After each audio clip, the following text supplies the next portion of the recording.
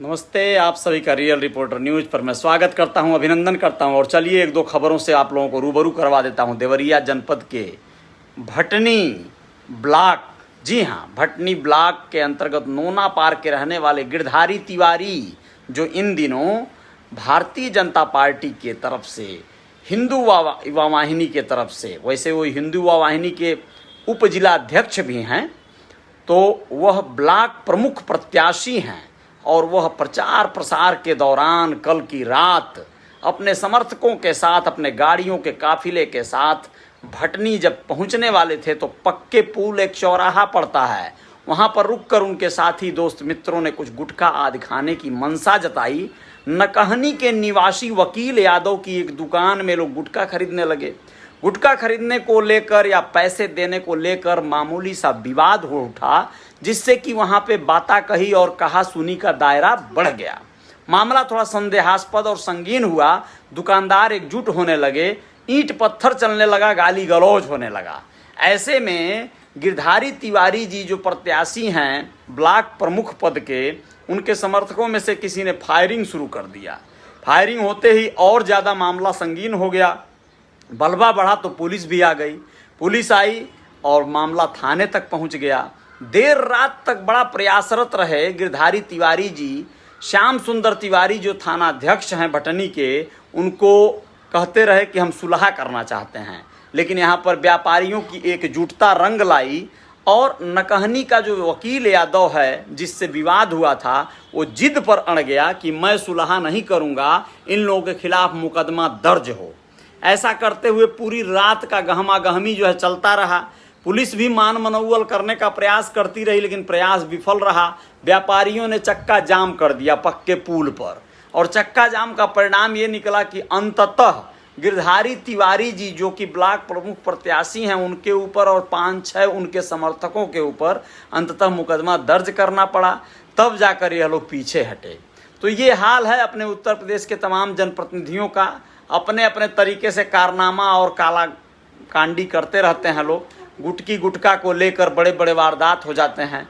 आप लोगों को और एक सूचना बता देना जरूरी है। देवरिया जनपद कोतवाली थाना अंतर्गत कोतवाली क्षेत्र के, यानी शहर के ही रहने वाले एक युवती और एक युवक की, जो कल गए थे लोग जो है नौका विहार और गोरखपुर के सैर करने, कार से गए थे और जाकर गोरखपुर का जो रामगढ़ताल का पर्यटन स्थल बन चुका है नौका विहार, वहाँ पर पहले घूमे लोग।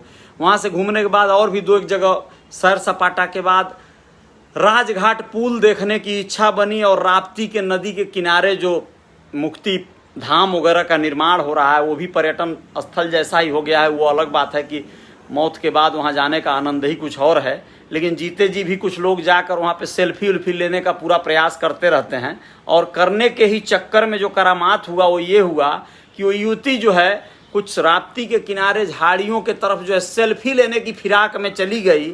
और सेल्फी लेने का मामला ये हुआ कि पैर फिसला और वो नदी में घपाक से न उतर गई। उसे बचाने के लिए युवक महोदय सारा जो है डर भय छोड़कर कूद गए। और कूदने के बाद वो बताते हैं कि तैरना नहीं जानते थे, वो नदी में बह गए। लेकिन वहीं पर नज़दीक में राधे श्याम निषाद नाम के एक नाविक जो अपनी डेंगी पर थे, अपने साथियों के साथ लपक कर युवती को तो बचा लिए। वह हॉस्पिटलाइज हुई। बेहोश होने के बाद जब वो होश में आई तो प्रशासन को बताई कि उसके साथ उसका साथी भी था, जिसकी कार से वह घूमने गई थी, और वह अब जो है नदी में वो भी उन्हें बचाने कूदा था और डूब गया है। SDRF की टीम जो है ढूंढ रही है और ढूंढने का कार्य जारी है। रात देर तक जो है उनकी जांच पड़ताल जारी रही, लेकिन कुछ पता नहीं चला।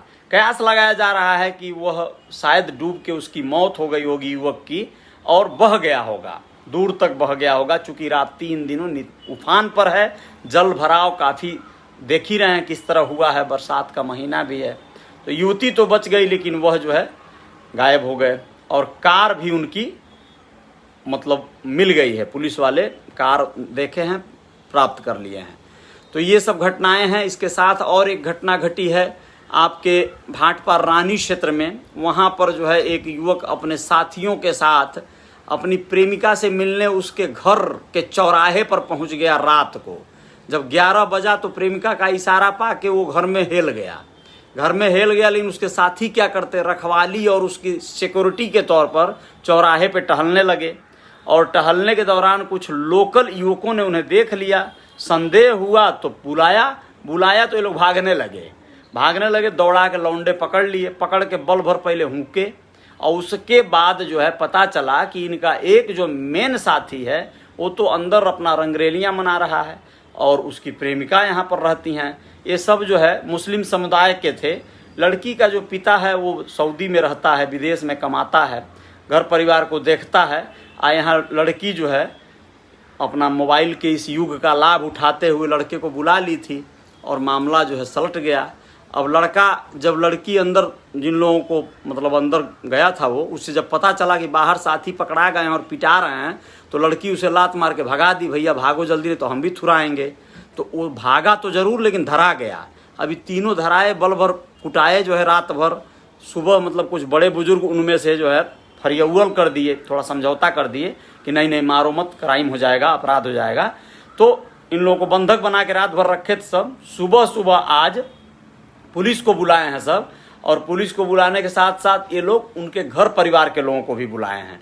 बड़े बुजुर्ग उनमें से बड़े समझौतावादी होते हैं, समझौता करा रहे हैं सब, जुगाड़ तुगाड़ लगा के अब शादी ब्याह का चक्कर चला देंगे सब। आमतौर पे वो सब ऐसे ही करते हैं, शादी ब्याह का चक्कर चला के छोड़ेंगे चाहे कुछ भी हो। वैसे लड़कियां नाबालिग है, हो सकता है मामला सेट न बैठे, लड़कियां का बाप भी है नहीं बेचारा, वो तो अपना कमाने में परेशान है।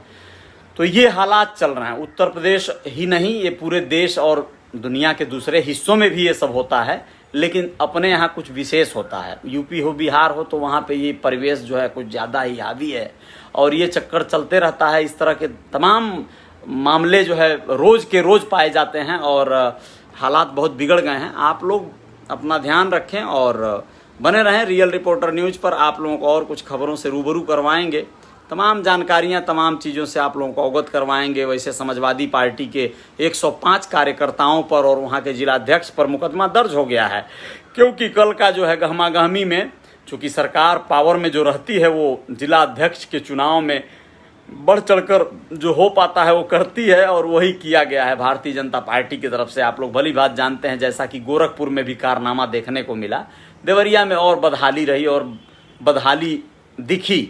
चलिए, जय हिंद, जय भारत। फॉलो कर लीजिएगा पेज को और सब्सक्राइब कर लीजिएगा मेरे चैनल को। जय जयकार जारी रहेगी।